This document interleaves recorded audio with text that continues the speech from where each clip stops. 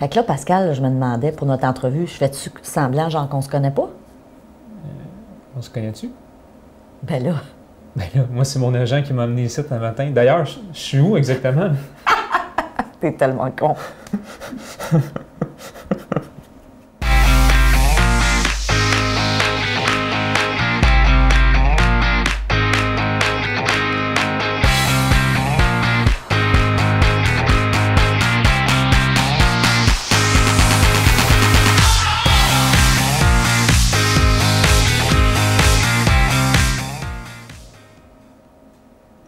Bonjour et bienvenue à Mastef TV, votre télé inspirante. J'espère que vous allez bien. Je me présente, je suis Stéphanie Milaud et vous le savez, je me suis donné une mission, c'est de vous inspirer, d'inspirer 10 millions de personnes au cours de la prochaine décennie. Alors, merci de faire partie de ces 10 millions de personnes. Et aujourd'hui, je suis avec un invité que j'aime beaucoup. C'est un ami, c'est un collègue de travail et je vais vous le présenter tout de suite. Je vais faire un résumé de son histoire et par la suite, on va vous donner des outils des stratégies pour désencombrer votre intérieur, mais aussi, quand je dis votre intérieur, je ne parle pas de votre intérieur de vous, mais de l'intérieur de votre maison, de votre bureau, mais on va voir que ça a un impact sur justement l'intérieur de nous. Pascal Jeté, merci d'être là. Merci, Steph. Pascal, tu as fait, bien, premièrement, je veux mettre la table un petit peu parce que, bon, pourquoi on parle de ce livre-là, pourquoi tu es ici avec moi aujourd'hui? Tu as fait une perte de poids majeure dans la dernière année. Donc, il faut dire qu'il y a à peu près 1 an et demi. 18 mois, 1 an et demi. En avril 2015, je me faisais opérer. Et tu partais de 498 livres, donc exact. On parle de 226 kilos. 226 kilos. Ouais. Et tu as perdu aujourd'hui plus que la moitié de ton poids. Oui, je suis, écoute, ce matin, là, 241 livres, donc 109 kilos. C'est 257 livres de perdu, 116 kilos de perdu. Et tu n'es plus le même homme. Et quand je dis t'es plus le même homme, parce qu'à chaque fois que je vois Pascal, veux pas, tu fonds à vue d'œil, c'est vraiment le cas. Donc, physiquement, t'es plus le même homme. Mais ce que je voudrais qu'on regarde ensemble aujourd'hui, c'est aussi mentalement ou émotionnellement, tu n'es plus le même gars aussi. On en parlait un petit peu avant l'entrevue. Cette perte de poids-là a amené aussi beaucoup de prise de conscience dans ta vie. Et il y a quelques mois, vous avez fait un choix, toi et ton épouse Isabelle, de dire « on vend tout ». On vend la maison, on vend les voitures, on quitte nos emplois. En tout cas, ton épouse quitte son emploi, toi, tu es travailleur autonome. Et on part à l'aventure, on s'achète un véhicule motorisé, un véhicule récréatif, puis on s'en va faire le tour du monde. Exact. Et moi, je me rappelle encore quand tu m'as envoyé ce courriel-là, à moi, parce que je suis ta cliente, mais aussi à tous tes clients, en disant « Je vous avise, dans 1 an, on quitte tout, on part à l'aventure. » Je me suis dit « Wow! » Je me suis vraiment dit « wow », je me suis dit « wow ». Puis c'est vrai, tu m'en avais déjà parlé. Quelques années avant, tu m'avais dit « ce serait mon rêve ». Mais tu sais, souvent, on dit ça « j'ai un rêve ». Puis la réalité, je vais être honnête avec toi, je m'étais sûrement dit, je me rappelle pas là, ce que je m'étais dit à l'époque, mais je m'étais sûrement dit « ben oui, on dit tout ça, tu sais, on a tous des rêves, mais c'est pas réaliste ». C'est pas réaliste dans notre société actuelle, dans le contexte actuel, de comment on perçoit les choses. C'est ça. C'est pas nécessairement une décision facile à prendre. Vous l'avez pris, Isabelle et toi, Isabelle étant ta femme. Et là, aujourd'hui, ben, ce que je voulais qu'on parle, parce que dans tout ce processus-là, veut pas, quand on décide de tout vendre, et de s'en aller dans un véhicule récréatif qui est quoi, là? 36 pieds. 36 pieds. Fait on s'entend, là. Tu as une grosse maison. Moi, je l'ai vu, ta maison. Et là, tu t'en vas dans 36 pieds, à 3, parce que vous avez un petit garçon. Et tu es tombé sur un livre qui s'appelle Le pouvoir étonnant du rangement de Marie Kondo. Tout à fait. Puis quand tu m'as parlé de ça, je t'ai dit, ben oui, je l'ai lu, moi aussi, ce livre-là. Et aujourd'hui, notre objectif, c'est de vous donner des stratégies pour désencombrer votre intérieur. Donc, quand on parle de votre intérieur, c'est la maison, c'est le bureau, votre espace de vie. Mais ce que tu nous dis, Pascal, c'est que ça fait aussi le plus grand bien. Fait que parle-moi un peu de... Ça a été quoi, toi, les révélations pour toi de ce livre-là et surtout, comment tu les as appliquées? Parce que toi, tu n'as pas juste lu le livre, tu es en train de le faire. Je suis en train de le faire, je suis en train de mettre en pratique les idées qui sont partagées, en fait, par l'auteur de ce livre-là, qui est Marie Kondo. Ouais. C'est une Japonaise, donc on connaît l'obsession des Japonais pour tout ce qui est rangement et perfection. Elle ne fait pas exception à la règle, elle est spécialiste de ça. En fait, tout petite, elle était complètement gaga folle de ranger sa chambre, ranger ses jouets. Ce qui est rare pour un enfant, là. Ce qui est très rare pour un enfant. Moi, je vis pas ça avec mon gars. Même pour certains adultes. Oui, t'as raison. Donc, mais elle a toujours aimé. Et au final, c'est pas si fou, hein, parce que si on regarde ça, tu sais, quand on vient de faire le ménage de notre maison, qu'on a tout placé à leur place, là, qu'on arrive, là, Tellement. on est tellement bien ici. Ouais. Puis à un point tel, on l'a vu dans l'entrevue précédente, tu le disais toi-même, puis moi aussi j'ai vécu, hey, je veux plus vendre ma maison. Tu sais, on retombe en amour avec nos maisons parce qu'ils sont rangés, parce qu'ils sont désencombrés. Et parce qu'on se sent mieux. Puis on se sent juste mieux, on se sent moins... On se sent moins pris à l'intérieur de ça. Parce que, mine de rien, on en accumule des cossins. Tu as tellement raison. Et la société veut ça, la société nous amène à ça, et nous bonasse un peu, puis c'est correct, hein, c'est pas un jugement, mais c'est une réalité. On embarque là-dedans. On achète. On a besoin du nouveau truc, puis de la nouvelle gogosse, puis de la nouvelle affaire, puis du nouveau truc. Et là, il y a une mode en ce moment au Québec, là, en as-tu vraiment besoin? McSween, je pense, qui est un chroniqueur radio qui a sorti un livre récemment aussi. Peut-être on pourra en parler dans une autre entrevue où tu pourras l'aborder. En tout cas, les commentaires de ce livre-là sont bons. J'aime beaucoup, mais c'est ça. T'en as-tu vraiment besoin? T'en as-tu vraiment besoin du... Tu sais, t'as le iPhone 6S, as-tu besoin du iPhone 7? Effectivement. OK? Puis tu le sais, j'étais un fou des produits Apple. J'aime ça, mais j'en ai-tu vraiment besoin? On est même allés ensemble à visiter Apple, le siège social. Le One Infinite Loop en Californie. Mais on est allé là, puis c'est le fun. Puis moi, c'est un rêve de geek, puis d'aller là, mais... C'est pas vrai que j'ai besoin de la dernière nouveauté. C'est pas vrai que j'ai besoin de ça. Tu sais, on change les voitures rapidement. On change... Tout est jetable aujourd'hui.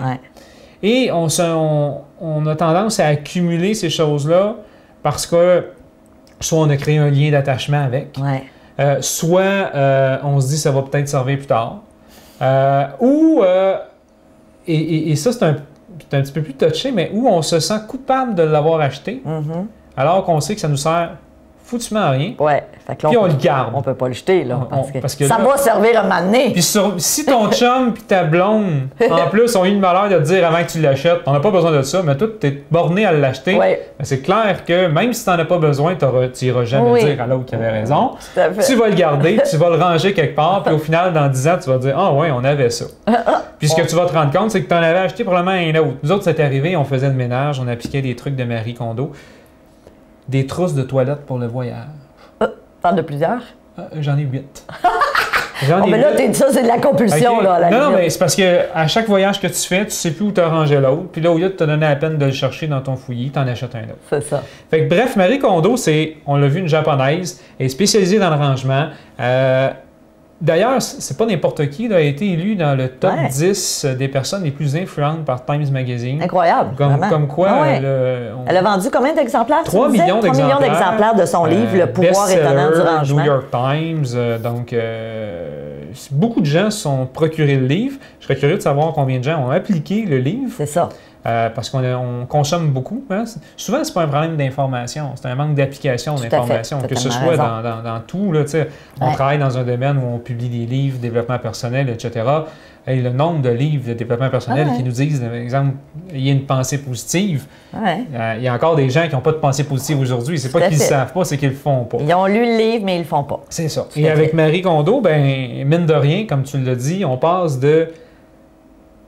Mon Dieu, presque 2000 pieds carrés habitables à moins d'une centaine de pieds carrés habitables. Dans ton aventure. Dans mon aventure. OK, c'est fou, c'est extrême, puis c'est pas tout le monde qui vont faire ça. Puis c'est pas tout le monde qui va le faire, mais juste de désencombrer, ça peut faire du bien à tout le monde. 2000 pieds carrés, tu peux remplir ça de cochonneries. Tout à fait. Comme tu peux avoir un 100 pieds carrés puis être extrêmement fonctionnel et d'être capable de vivre avec ce que tu as besoin. Tout à fait. Donc, Marie Kondo a développé sa propre méthode de rangement, qui est la méthode KonMari, qui est dit un petit peu à l'américaine parce qu'elle n'a pas... c'est une personne qui est assez humble d'elle-même. Elle n'a pas dit « j'ai découvert ou j'ai créé l'art japonais de désencombrer et d'ordonner », mais en Amérique, on lui a donné le statut de ça. Donc, elle a développé cet art-là de libérer son espace pour libérer son esprit. Et là, tu le fais. Mettons, donne-moi des exemples concrets là, de comment ça s'est répercuté chez les jetés, puis ta conjointe, Isabelle. Les jetés drapeaux. Les jetés drapeaux. Comment ça s'est passé, là? Allez pas jeter des drapeaux tout de suite, là. Ah non, c'est ça. Ça c'est un processus que moi, j'ai commencé à faire, moi. Ouais. Parce que ça allait dans le processus de tout mon changement de perte de poids, puis de changement psychologique, puis de nouvelle vie, puis bon, etc. Et là, j'ai commencé à lire. J'ai lu le livre au complet. Puis j'ai rien fait. Pendant que je le lisais, je l'ai lu une fois. OK. Parce que je suis à la base quelqu'un d'assez sceptique. Et dans les premières pages du livre, elle m'arrive avec une affaire, moi, qui m'a... Tu le sais, on l'a dit dans l'autre entrevue, on est allé à Brandon Bouchard. Ouais. Tu sais, moi, des choses qui sont trop spirituelles ou trop ésotériques, je respecte les gens qui croient ou qui adhèrent à ça, j'ai pas de problème avec ça. Moi, je suis un petit peu plus sceptique, c'est un petit peu moins ma tasse de thé, donc je suis un petit peu plus critique. Et là, dans les premières pages du livre, Marie Kondo nous dit, prenez les objets dans vos mains, vos vêtements dans vos mains, regardez-les. Est-ce que je vis une émotion? Moi, je te connais, là. Bon. Je suis pas... Puis pourtant, je suis quelqu'un d'assez émotif dans la vie. Mais... Hey, gars, là, je pogne mon T-shirt un matin. J'ai-tu vraiment besoin d'avoir une émotion avec? Là? Okay. Je suis pressé, là. Tu sais, bon, je suis marié, ça fait 13 ans, j'étais avec ma femme, puis à tous les matins, on se serre dans nos bras, puis on n'a pas des émotions à tous les matins. Fait que je vais-tu en avoir un avec mon T-shirt, tu sais? Mais c'est après coup, quand tu te remets... dans le bain, puis que tu essaies d'analyser un petit peu, on a tout notre power kit. Ou notre kit, là, que quand on est habillé avec ça, là... Dress for success, moi, je dis. Mais on se sent bien. On se sent bien. Il y en a pour qui ça va être un complet veston-cravate. Il y en a pour qui ça va être un jeans, une chemise pour passer. Mais on a tout un power kit. Mais pourquoi c'est notre power kit? C'est qu'on se sent bien à l'intérieur. On se sent à notre meilleur. On se sent à notre avantage. Donc, au final, on a une émotion quand on porte ce vêtement-là, c'est qu'on se sent bien et nous rend heureux. Et c'est ce qu'elle propose, en fait, c'est de dire, est-ce que l'objet nous fait vivre une émotion? C'est pas juste les vêtements, hein, si ça je me trompe pas. Ça peut être tout. Ça peut être la table, ça peut être un bracelet, ça peut être une petite manette, ça peut être... Est-ce que je vis une émotion avec cet objet-là? Un bibelot, un souvenir. Et, tu sais, on va le voir, mais il y a un ordre qui est préféré pour faire toute cette démarche-là. Okay? C'est beaucoup plus facile de se débarrasser d'un vêtement que de se débarrasser d'un bibelot. Ou d'un album photo. Ou d'un cadeau que notre grand-mère nous a donné. C'est clair. Donc, elle nous suggère, elle, de dire, commence par les vêtements. Après ça, tu feras les livres. Après ça, tu géreras tout ce qui est papier, paperasse. Après ça, objets divers, pour ne pas dire tout ce qui reste. Et les souvenirs. Tu termines avec les souvenirs. Parce que c'est ça qui risque d'être le plus difficile. C'est extrêmement difficile. Mais au moins, tu vas être déjà dans la... Tu vas être training. Ton corps, ton esprit, ta tête va être habitué à faire « OK, est-ce que je veux une émotion? Est-ce que j'en ai besoin? Est-ce que je me sens coupable? » Puis etc. Et ça va être beaucoup plus facile de t'en débarrasser. Fait que la première étape que Marie nous suggère de faire dans tout ce processus-là, c'est justement de prendre un objet dans nos mains puis de nous demander « Est-ce qu'il nous fait vivre une émotion? Est-ce que je prends mon chandail? Ah oui, ça, quand je le porte, je me sens bien. Je le mets de côté. Je le mets de côté, donc je le garde. Je le garde. Ben non, en fait, non. Je le mets de côté. Parce qu'après ça, il y aura d'autres étapes qui vont peut-être... Tu sais, s'il a survécu à l'étape 1, peut-être ne survivra-t-il pas à l'étape 2, ni à l'étape 3, ni à l'étape 4, pour au final se retrouver à dire il faut vraiment que ce soit des objets importants pour qu'ils restent. C'est vrai, il y a plusieurs étapes. J'avais oublié. Fait petit bout, je l'ai lu. Puis tu vois, je ne l'ai pas appliqué autant que toi. et dans tout le processus, honnêtement, le vêtement que tu gardes, pour qu'il passe les 5 étapes, il faut vraiment qu'il soit important. Mais au final, là, je suis curieuse parce que là, bon, vous partez. Ça veut dire que toi, tu as vraiment drastiquement changé ta garde-robe, puis en plus aussi avec la perte de poids là, que tu as fait. Mais mettons, si on parle d'Isabelle, est-ce qu'elle a diminué sa garde-robe du 3/4? Le processus d'émotion avec les vêtements n'est pas commencé avec Isabelle encore. J'aurais pu te prendre une photo du walk-in. Quoique j'ai toujours été minoritaire dans le walk-in, elle a encore sa grosse partie de vêtements. On n'est pas rendu là encore. Elle n'a pas fait le processus. Elle me voit le faire et elle apprend de ça. Mais c'est vrai que j'avais peut-être... Écoute, j'ai calculé, là, j'avais une 60aine de supports avec des vêtements. Des chemises, des pantalons, des affaires comme ça. Naturellement, avec la perte de poids, déjà, il y a il y a 40 supports là-dessus qui sont partis, que ça a été donné finalement à des organismes parce que, écoute, à un moment donné, je n'ai pas besoin d'un parachute à tous les jours, juste en cas d'urgence. C'est ça. Donc, je me suis gardé un pantalon pour me souvenir de où je voulais plus aller, une chemise, une ceinture, etc. Un bel ancrage aussi, de dire OK. Mais sinon, aujourd'hui, ma vie se porte sur 10 supports à peu près. Mes bobettes, mes bas dans un tiroir. That's it. C'est tout. Parce que là-dedans aussi, ce qu'il faut dire, c'est qu'il y a toute une façon de ranger les... ranger les vêtements, plier les vêtements. Honnêtement, Steph, je suis pas rendu là. OK. Parce que c'est quelque chose, là. Mes bobettes sont encore une par-dessus l'autre. Mes bas sont encore en moton. Parce qu'elle va assez loin là-dedans. Elle dit qu'il y a une question de respect pour le vêtement. Tout à fait. Ce vêtement-là nous fait vivre une émotion. Ce vêtement-là nous rend est à notre service, tel un soldat. Il nous aide à... On se comprend que vous prenez ce qui fait votre affaire, mais il y a aussi des choses qui peuvent vraiment, vraiment nous aider. Mais en même temps, même si ça a l'air tout weird, cette affaire-là, attends, le vêtement qui me sert et que je... Mais à la limite, ultimement, quand on y réfléchit, c'est vrai. Oui, et de toute façon, l'objectif final, Pascal, est de désencombrer notre environnement pour se désencombrer l'esprit. Puis c'est ça l'important. Tout à fait. Tu le vis en ce moment et tu me le dis, je suis tellement mieux dans ma maison. Tellement mieux. Il y a tellement moins de trucs. Écoute, on a débarrassé de meubles, on s'est débarrassé de beaucoup de livres. Tu sais, puis dans mon travail, moi, j'accumule beaucoup de livres. Entre autres, d'une auteure très connue qui s'appelle Stéphanie Milot. Très bon auteur. À recommander des best-sellers. Mais... écoute, c'est fou. Là tu es en train de me dire que tu as acheté mes livres là, parce que je suis un petit peu frustrée. Là. Non, c'est les seuls que tu as gardés. Ils ont passé les 5 étapes du processus. Excellente réponse! D'ailleurs, mais t'es as-tu en e-book, par contre? Ça s'en vient. mais parle-moi des étapes. Peux-tu nous parler un petit peu des autres étapes? Parce que là, mettons que le vêtement, il a passé le test. Il a passé le test. Après ça, est-il utile? OK. Parce que oui, il me fait vivre une émotion, mais si j'ai 3 vestes qui me font vivre une émotion, mettons. Oui. J'en ai-tu besoin de 3? J'en ai-tu besoin de 3 vestes? Donc là, c'est là de... Est-ce qu'il est utile dans l'immédiat? Oui, je le garde. Non, bye-bye. OK. C'est difficile, c'est drastique. OK. Mais bon, j'ai 3 vestes. Est-ce que là, aujourd'hui, dans l'immédiat, j'en ai besoin de 3? Non. Laquelle je veux garder? Et ultimement, on en garde une. Puis la réalité, là, c'est que des vestes, t'en as-tu besoin de 18? À moins que tu sois une grande vedette de la web télé et une star internationale et que tu sois très, très fashion. Puis c'est correct, on a le droit d'avoir nos passions. Puis si tu as l'espace qui te le permet, puis tu as un beau walk-in, c'est bien correct. Mais au final, là, des vestes, monsieur, madame, tout le monde, généralement, tu es capable de vivre avec. Okay? Et le fait aussi de devoir tout ranger, de plier les vêtements d'une certaine façon, ça vient aussi au respect. Respecter ses objets. Tu sais, des fois, garoche les affaires à gauche, à droite, ça pète, il faut en acheter un autre. C'est parce que tu ne l'as pas respecté, ton objet. Tout à fait. Donc, ça t'oblige à reconsommer. Donc, c'est un peu fou de penser à devoir faire ça, mais il y a une logique à ça. Donc, est-ce que l'objet est utile? Oui, je le garde. Non, je le jette.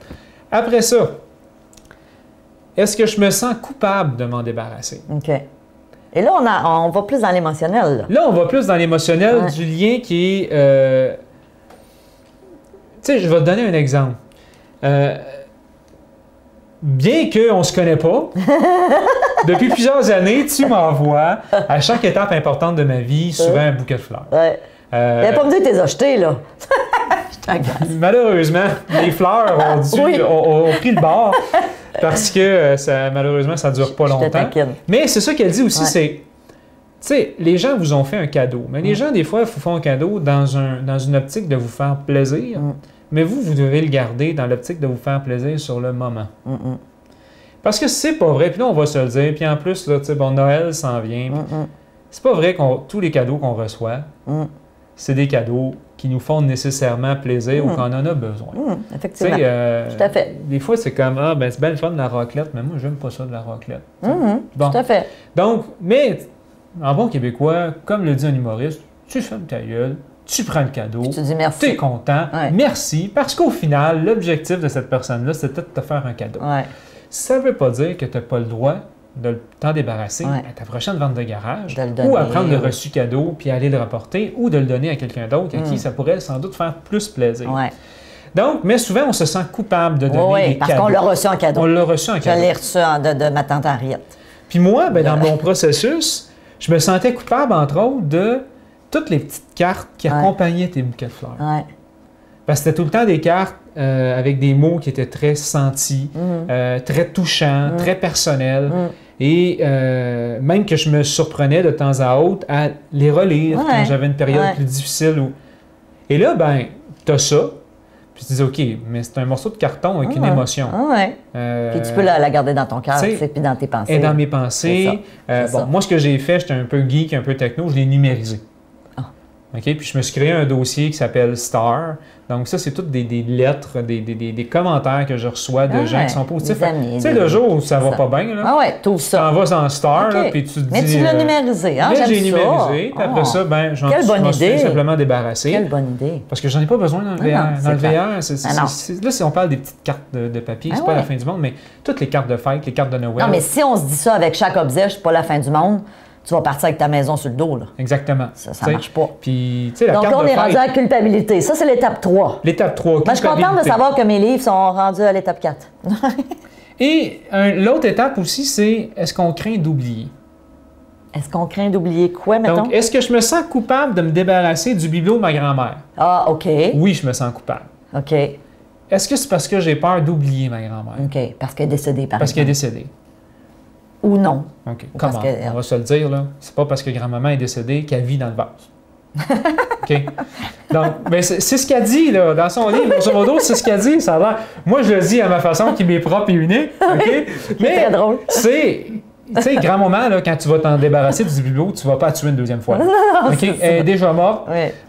Puis elle est probablement rendue déjà à quelque part d'autre dans son processus. Ouais. Fait que c'est pas vrai que tu vas oublier ta grand-mère parce que tu te débarrasses d'un bibelot. Tu as le droit de garder quelques objets qui t'attachent ou qui ont, tu sais, une chaîne qu'on a qui a été passée de génération en génération. On dit pas de tout jeter, c'est pas ça, ou de tout donner.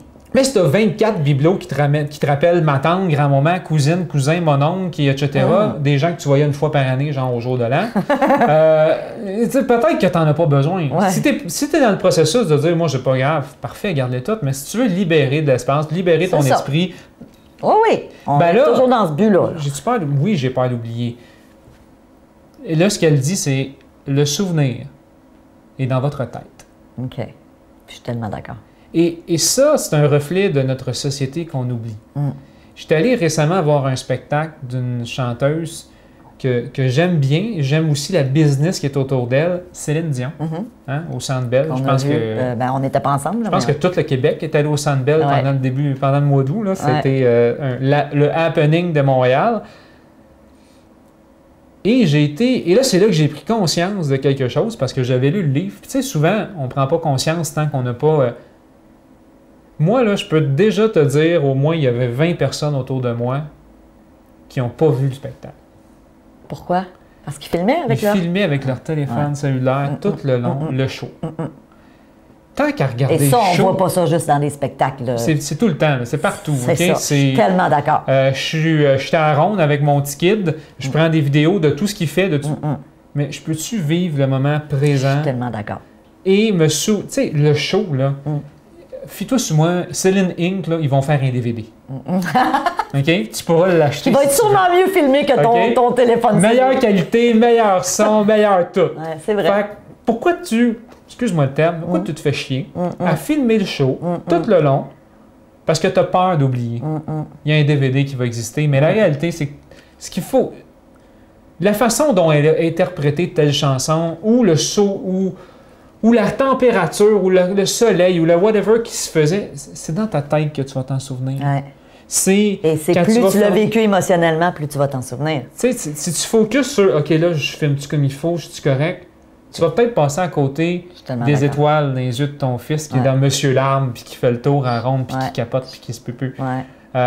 On passe beaucoup à côté de choses parce qu'on a peur d'oublier.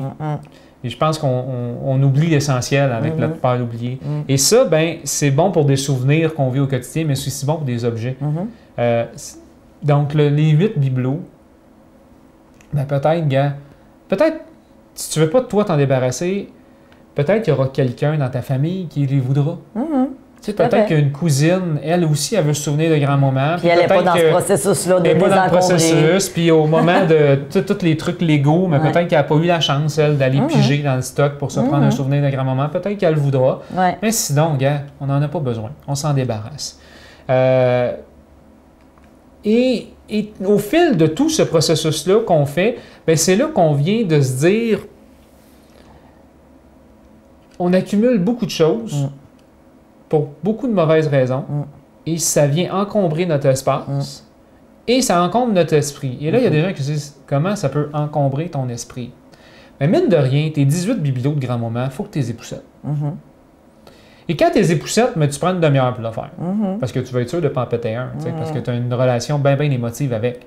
Fait que tu les prends bien tranquillement, tu les essuies bien tranquillement, puis tu les déposes bien tranquillement. Puis tu fais ça avec les 18. Après ça, tu nettoies la tablette, puis après ça, tu les reposes bien tranquillement. Parce que s'il faudrait que j'en pète un. Et tu viens de perdre 30 minutes à nettoyer des affaires. Ton esprit était où? Il n'était pas au bon endroit. C'est clair. Ton esprit n'était pas en train de jouer avec ton gars. Ton esprit n'était pas en train de lire un livre qui te permettrait de croître ou de grandir ou tout simplement de te vider d'esprit avec un roman policier. Tu étais à faire des affaires que peut-être tu n'as pas besoin. Donc, ça vient tout ça. Et moi, je conseille vraiment à tout le monde de lire ce livre-là. Je sais que tu me vends l'idée de le relire. Là. Mais il faut parce que... Je le relis ce soir. Honnêtement, là, on ne voit pas le backstage, mais je pense qu'il faut que tu lises. Et d'autres petits trucs, peut-être, pour conclure un peu autour de Marie, c'est aussi de ranger par type d'objet. Et ça fait une différence. Si tu ranges pièce par pièce, des briquets à barbecue, là, tu vas en avoir 18 parce que tu en as acheté 8 paquets chez Costco, ça vient en paquet de 4 puis ça coûte pas cher, c'est juste 10$, mon amour. OK? Mais si tu prends, OK, gars, je vais mettre tous mes vêtements, tous mes briquets à barbecue, tous mes livres, toutes mes affaires de camping, et là, c'est pas par pièce, tu y vas vraiment par catégorie. Ben, tu vas te rendre compte que des spatules, ben, tu en avais peut-être un peu partout. Puis que là, tu allais t'en acheter un autre. Même affaire pour mes trousses de voyage. J'en avais 2 dans mon stock de camping. J'en avais 2 en dessous du lavabo dans la salle de bain. J'en avais 2 dans le garde-robe de la chambre. J'en avais 2 dans une vieille valise. Finalement, je me suis retrouvé avec 8 trousses à voyage. Et pourquoi je me suis retrouvé avec 8? Ben, c'est parce que chaque chose doit avoir sa place. Puis ça, elle le dit bien dans ce livre-là. Et je sais que ma trousse de voyage est à tel endroit.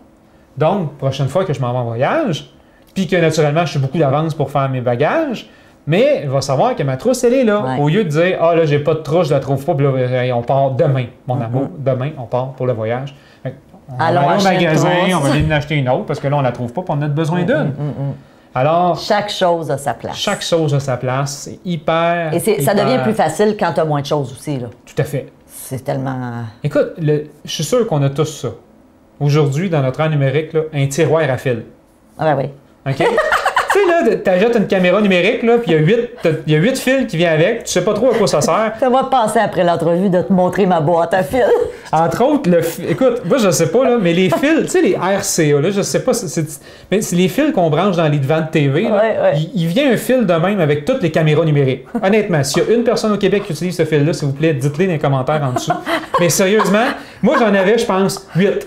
Donc, ce qui est dérangeant, c'est de te dire j'ai acheté 8 caméras ou trucs qui venaient avec un fil de même au courant des dernières années. Et 2, je les ai jamais utilisés. Puis là, ils sont dans un tiroir et il a fallu que je m'achète un autre même tiroir, parce que j'avais plus de place dans mes tiroirs, mais c'est parce que j'avais ça dans mes tiroirs. T'sais. Donc, c'est là que tu te dis, ça donne rien de garder ça, je l'utiliserai pas. Ouais, mais peut-être que, au cas où que, et à chaque fois, tous les objets qui vous passent dans les mains, que vous vous dites, au cas où que, vous oubliez ça. Poubelle. Fait que ça, c'est-tu notre 5e étape, là, au cas où que? C'est la 5e. C'est la 5e. Au cas où que. Au cas où. Au cas où, c'est poubelle. OK? C'est sûr que tu n'en as pas besoin. Et là, quand tu as fait, et honnêtement, tu as fait tout le processus, les 5 étapes, au final, il en reste plus trop. Et c'est parfait comme ça. C'est parfait comme ça. C'est parfait comme ça parce que aussi, posséder moins, pour moi en tout cas, c'est être plus libre. Ben non, c'est sûr. C'est sûr. Il y a des gens qui... Honnêtement, là, avec tout ce que j'ai fait, je m'achète un bon gros sac à dos de randonnée. Là. Je pense que je suis capable de traîner ma vie dans mon sac à dos. Wow. Puis c'est intéressant parce que, tu sais, on parlait de, on parle du rangement, mais aussi de ce que ça fait dans notre tête, dans notre esprit, dans notre cœur. Puis je me rappelle qu'on a eu une discussion quand tu m'as annoncé que vous partiez, où tu m'avais dit, pendant des années, mon rêve, c'était d'avoir la business, c'était d'avoir un bureau dans une grosse tour au centre-ville. Au Mille de la Gauchetière. Au Mille de la Gauchetière, qui est une rue, pour les Européens, ça vous dit peut-être rien, mais c'est une grosse... C'est l'édifice emblématique de Montréal. Après la place Ville-Marie, c'est l'édifice. Et c'était ton rêve. Et là qu'aujourd'hui, t'es pas encore au Mille de la Gauchetière, mais tu as quand même des employés et tout ça, tu t'es rendu compte à un moment donné que c'était peut-être pas ça. Tu sais qu'effectivement, oui, tu avais plus de clients, oui, tu faisais plus d'argent, mais que aussi tu avais ajusté ton train de vie. Donc, tu avais grossi ta maison. Une grosse maison, nouvelle voiture. Et mine de rien, on se crée des besoins. Tu rentres plus d'argent, mais tu en sors plus parce que, mine de rien, 10 employés, ça coûte cher. C'est correct, c'est un investissement, c'est important, mais il y a un coût lié à ça. Fait qu'il faut que tu payes ces gens-là. Et d'autant plus que tu as une pression supplémentaire. Moi, je lève mon chapeau aux entrepreneurs qui ont réussi à bâtir des grosses business, mais quand tu es un petit entrepreneur puis tu as 1, 2, 3, 4, 5, 6 employés, mine de rien, moi, je ne sais pas si je suis tout seul, je pense pas, mais hey, c'est parce qu'il faut que je les paye, ce monde-là. Là. Ils dépendent de moi pour leur salaire. C'est un stress. Fait que là, tu as un stress supplémentaire. D'aller chercher des contrats, d'aller chercher des clients. Puis c'est le American Dream, c'est le rêve américain, et c'est pas mauvais en soi. Non. Mais toi, ça te convenait plus. Mais je me suis rendu compte que c'est pas ce que j'avais de besoin. Non. Et là, c'est là que, tu sais, quand on fait l'activité de déterminer c'est quoi nos valeurs qui sont importantes dans la vie, liberté était tout le temps là. Mais liberté était 2e, 3e, 4e position. Ça changeait en fonction de comment j'étais dans ma vie. Et là, c'est clair, liberté, c'est priorité numéro 1. Mais non, mais tu m'as déjà dit, je pensais que ma liberté passerait par avoir des employés puis mon bureau au centre-ville. Et aujourd'hui, tu te rends compte que c'est pas ça du tout. C'est parce que pour toi. Pour moi, pour toi. Parce que je me dis, attends, j'ai des responsabilités, il faut que je les gère, il faut que je m'en occupe, il faut que je sois là. Il y a un conférencier qu'on connaît bien, Patrick Leroux, en tout cas, c'est de lui que j'ai entendu cette image-là. J'ai, au courant des 10 dernières années, bâti une business, bâti une notoriété dans mon milieu qui va me permettre de partir, parce que j'ai été 10 ans à dire, gars, aujourd'hui, demain matin, Steph, pas besoin d'être à Laval ou d'être à Montréal ou d'être à Québec pour qu'on travaille ensemble. Non, même je suis juste à Vancouver, on s'appelle, téléphone, courriel, ça le fait, puis j'ai plein de clients qui me permettent de faire ça, donc c'est parfait. Mais j'ai gravi les échelons du succès un par un. Je suis parti petit, puis après ça, je suis allé chercher un petit peu plus de clients, après ça, un peu plus d'employés, puis etc. Pour finalement être rendu en haut puis me dire tout ce que j'ai accompli, c'est pas un regret. La seule chose, c'est que l'échelle n'était peut-être pas à côté sur le bon mur. C'est ça, ouais. C'est vrai que c'est Patrick qui dit ça. Et c'est vrai en soi. Mais c'est quoi le bon mur? Aujourd'hui, dans ma vie où j'en suis, je pense que c'est mon aventure de VR. C'est ça. L'avenir saura me dire si c'est ça. Ouais. Quand tu reviendras, on va te réinviter. Ben c'est clair. Parce que déjà, tu es un homme transformé avec, évidemment, la perte de poids, tout ce que vous avez vécu, Isabelle et toi, cette décision vraiment de dire, OK, on vend tout, on part. Moi, je le vois que tu es un nouvel homme, pas juste physiquement, mais émotionnellement. Je suis tellement plus beau. Tu es tellement plus beau. Mais je pense que cette aventure-là va aussi. Julie, qui est en arrière de la caméra, vient de sourire, donc elle est d'accord. Elle est d'accord. Mais je pense que cette aventure-là va aussi te transformer Isabelle et Zachary. On en parle peu de ton fils qui a 4 ans. Pascal, j'ai envie de te dire merci. Je te le dis sincèrement, je relis ça ce soir. Et je me remets, même si j'ai plus le projet de déménager, parce que justement, je sais, je suis 100% d'accord et j'ai envie de dire aux gens de ma Steph Télé, procurez-vous ce livre-là. Évidemment aussi, si vous avez envie de suivre l'aventure de Pascal, d'Isabelle et de Zachary, qui est une super belle aventure, qui est des fois, moi je vois ça comme je sais qu'il y a des gens qui vont vivre un peu leur rêve à travers toi, parce que eux peut-être se le permettront pas ou peuvent pas le faire pour l'instant. Fait que merci de nous permettre de vous suivre dans cette belle aventure. Donc les gens peuvent vous suivre à Une famille, mileaventure.com. Facebook, YouTube, on est là et c'est ça. Ça va permettre aux gens d'embarquer avec nous. On le dit dans notre marketing, embarquer dans l'aventure avec nous. Des gens qui... On va pouvoir... Tu sais, aussi, c'est de dire, on va faire visiter des places à des gens. Et après ça, qui sait, la personne, tu sais, vous n'êtes pas obligé de partir en VR pour visiter cette place-là. Tu peux dire c'est nos prochaines vacances. Il y a nos prochaines vacances, là, on les a vues, ça a l'air hot, on s'en va là. Ouais. Et c'est le but, finalement, c'est d'inspirer les gens à... Puis aussi, ça va être beaucoup de reconnecter avec le moment présent, reconnecter avec la famille, les moments privilégiés. Et ça, je pense que ça va nous transformer. Tout à fait. Alors, on va te réinviter pour vivre avec toi cette transformation. Merci beaucoup. Merci, Steph. Merci de ces précieux conseils. Et là, maintenant, je vous le dis, allez désencombrer votre espace pour désencombrer votre esprit. Merci de votre confiance. Je vous aime, je vous embrasse. On se voit dans une prochaine entrevue. Salut!